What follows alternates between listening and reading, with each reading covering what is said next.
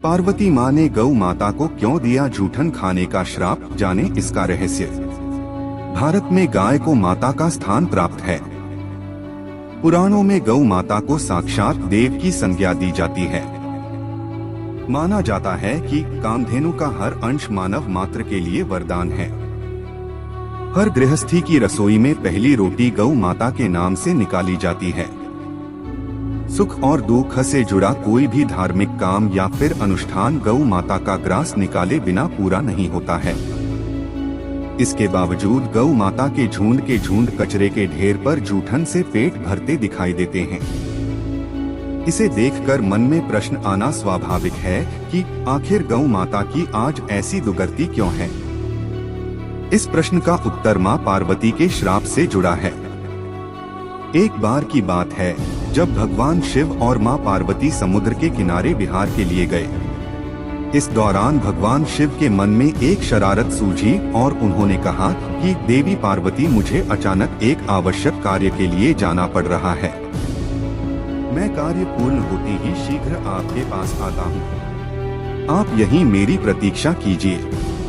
असल में भगवान शंकर माता पार्वती को परेशान करना चाहते थे। भगवान शिव की बात मानकर माता पार्वती अकेली ही समुद्र तट पर बैठकर उनकी प्रतीक्षा करने लगी और इसी तरह शाम हो गई। उस दिन तीज की तिथि थी। जब रात तक शिवजी नहीं लौटे तो मां पार्वती ने समुद्र तट पर ही रेत की शिवलिंग का निर्माण किया और आसपास उपलब्ध पूजन सामग्री से शिवजी की रात भर निर्जल और निराहार उपासना की और व्रत संपन्न किया।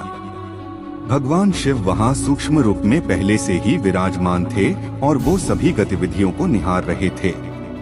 सुबह होते ही मां पार्वती से समुद्र में रेत की शिवलिंग और पूजन सामग्री को विसर्जित कर दिया।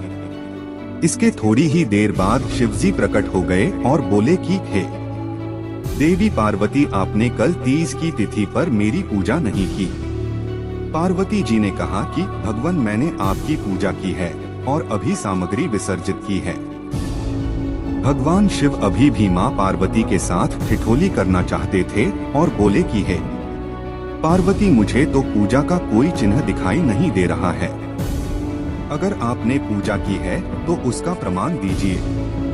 शिवजी की बात सुनकर माता पार्वती ने आसपास देखा और उन्हें वहां एक गाय खड़ी दिखाई दी। उन्होंने भगवान शिव से कहा कि ये गाय मेरी साक्षी है। जब मैं पूजा कर रही थी तब ये उपस्थित थी। भगवान सदाशिव ने गाय से पूछा कि क्या पार्वती ने पूजा की है, तो गाय ने नामे सिर हिला दिया। भगवान शिव ने कहा कि पार्वती, आप असत्य कह रही हैं। गाय ने तो गवाही नहीं दी। भगवान शिव के समाने स्वयं को अकारण झूठा साबित होना मां पार्वती जी को सहन नहीं हुआ और उन्होंने उसी वक्त गाय को श्राप दिया कि तू दिव्य जन्मा है, जगत कल्याण के लिए प्रकट हुई है, इसलिए जनहित के लिए तेरे गुण यथावत रहेंगे।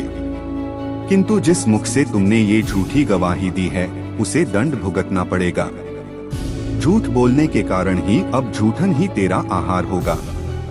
इस तरह झूठ बोलने से गौ माता पार्वती देवी के क्रोध की भागीदार बनी और आज तक उनकी संतान अच्छा भोजन प्राप्त होने के बावजूद भी झूठन ही खाती है।